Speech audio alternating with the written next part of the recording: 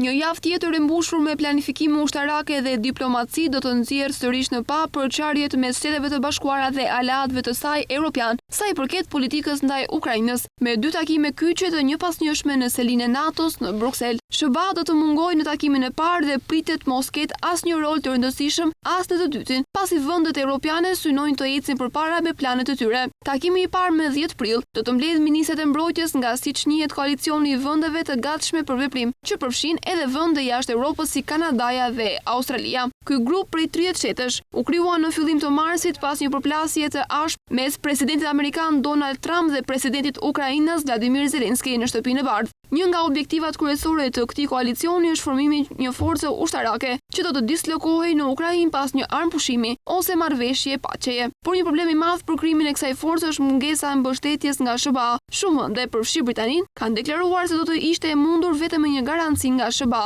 që nuk kupton mbështetje ajrore, logjistike dhe inteligjencë. Deri më tani nuk ka sinjale të qarta nga SBA që do ta marrë këtë rol. Ish-komandanti i NATO-s në Europë u shpreh se nuk besonte se ekziston vullneti politik në Washington për ta bërë këtë, por theksoi se Europa duhet të ecë përpara me planet e saj gjithsesi. Nuk është ende e qartë nëse Gjermania do të marrë pjesë në ndonjë prani ushtarake në Ukrainë, pasi vendi ndodhet në një periudhë tranzicioni politik pas zgjedhjeve të shkurtit dhe është në proces formimi të një qeverie të re. Britania dhe Franca po udhëheqin koalicionin, duke premtuar për krahje ushtarake për misionin dhe do të jenë mikpritës së takimit të 10 prillit. Një ditë pas bisedimeve të koalicionit të gatshmeve për çarjet transatlantike do të dalin sërish në pa në takimin e grupit të kontaktit për mbrojtjen e Ukrainës, i krijuar në vitin 2022 nga ish-sekretari amerikan i mbrojtjes.